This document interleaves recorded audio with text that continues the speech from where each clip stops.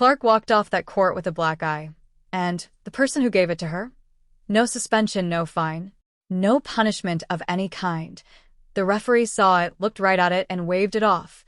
The most exciting, the most talked about, the most valuable player in the history of women's professional basketball just got elbowed in the face during a Fever and Atlanta Dream matchup, and the officials treated it like it was absolutely nothing.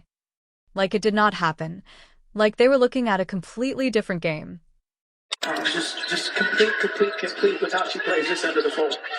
Shot clock didn't start. There was a reason for the slight delay there. What I thought was cool in looking at Atlanta's history when it comes to teammates who were 1-2 in steals. Some people are going to say, oh, that is just basketball. Contact happens. Players bump into each other. All the time. No. Stop right there. That argument does not work here. Watch the replay. Watch the angle of that elbow. Watch where it lands. That is not someone fighting for position. That is not an accidental collision. In a scramble for the ball, that is an elbow that connects with Caitlin Clark's face. Did a hit like that, landing in the orbital area with that kind of force, leaves visible damage. Did it leaves a black EYE? Did it leaves bruising and swelling that a player then has to perform through for the rest of the game. And the WNBA looked at all of that and waved it off. How it affected you and through the rest of the game? Thanks. Yeah, obviously got me pretty good in the eye. I don't think it affected me. Honestly, I felt like I got good shots. They just didn't go down. And obviously a tough time for that to happen. I got some really good looks. I felt I had three pretty wide open threes in the first half that like you usually make. So that's tough, but I felt like I battled and tried my best. And here's the part that tells you everything you need to know about Caitlin Clark as a human being. When the cameras got to her after the game and the reporters asked her about the injury, about the fact that she had just played through a black eye, she downplayed it.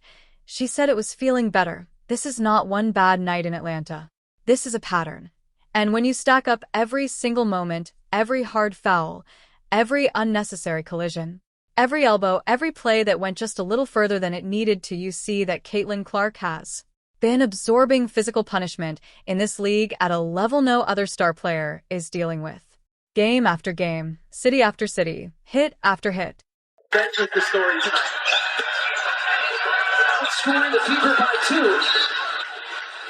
With that three-pointer by 5 now, a 19-14 bench advantage. Zelma took a while to pick up her third personal. She got the 2 quickies in the first quarter. And she's got 3 personals now. Caitlin Clark asking about the contact on that, and it looks like, oh yeah, stepped on. The Atlanta Dream game just became the latest chapter in a story that fans have been watching build for a long time now. Angel Reese delivers an elbow that connects directly with Clark's face. The play is live. The official has a clear view. And the whistle never comes. N.O. called. N.O. review. N.O. stoppage. Stephanie White, you don't know how to challenge any single call on Caitlin Clark. It's happening right there in front of your face, in front of the bench, and you don't challenge nothing. And then that leads to her sitting in the fourth quarter because of 5 fouls, because you don't challenge nothing when it comes to Caitlin Clark. You are a joke. You are a bum. Your sorry ass needs to be fired. These refs are jokes, man. These refs cheating. It's sabotage. Ding, ding, ding, ding, ding. Sabotage from the league. I'm calling it. It's sabotage all over. And meanwhile, and this is where it gets really infuriating, the same officials who waved off that elbow were blowing phantom calls on Caitlin Clark left and right throughout the very same game. Fouls that barely existed. Contact that every player in that league makes 100 times a night, suddenly a foul when Clark is the one making it. The contrast was impossible to miss, and the fans missed absolutely nothing. Clark didn't have the strongest game defensively in this one. Part of that also due to the foul trouble, which let's get right to that, because this was irritating for me to watch. These fouls specifically on Caitlin, if she's going to get called for these fouls, I don't know what she can do exactly, especially if teams are going to attack her on that end of the floor. And you see here, into her chest, she fell down on this play. just, hitting the floor. I don't think Caitlin fouled her there, and Stephanie White did not use her challenge there. This is Caitlin Clark's third foul at the end of the first half. Let's be very specific about this, because this is the part of the story that deserves its own spotlight.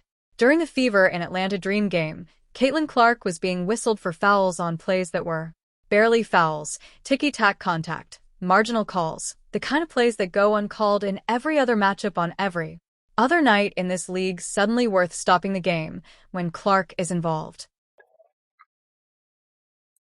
I don't think that's a foul.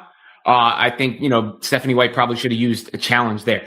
Then she winds up using a challenge on a play out in transition that Sophie Cunningham probably didn't foul on either, but grabbed on her way down. So you could have seen that challenge be successful. But at the same time, it didn't allow her to challenge the fifth foul on Caitlin Clark later in the game, which was similar fashion to the other one. In this one, again, another drive right at her where she holds up pretty well defensively, I think, gets to the spot, offensive player falls. Now watch those same replays and tell me with a straight face that those calls were consistent. Watch the contact or the lack of it. Watch how quickly those whistles came out for Clark, how little hesitation there was, how certain those officials were in the moment, and then go back and watch the Angel Reese elbow. Watch how long that official paused. Watch how he processed it. Watch how he decided, with that elbow landing squarely on Clark's face, right in front of him, that there was nothing worth stopping play for. That is not a coincidence, when the same officials who are quickest to punish Clark are also the slowest to protect her. You do not have inconsistent officiating. You have a directional problem, and direction in officiating is the most serious problem there is. Caitlin Clark get grabbed and fouled all game. People they don't call nothing, but they calling stuff like this, man. I'm calling for an investigation on the league, an investigation on the damn front office. Look at this. That is not a foul. That is not a foul, people. Come on. And Stephanie White, you sitting there, Brianne January, y'all trying to calm people down. Challenge the damn foul. How about y'all challenge the foul? What are y'all doing? It's ridiculous, man. They don't challenge nothing, man. That was not a foul call. Yeah, I didn't love that call. I think with the amount of contact we've seen. Even the announcer said I didn't love that call.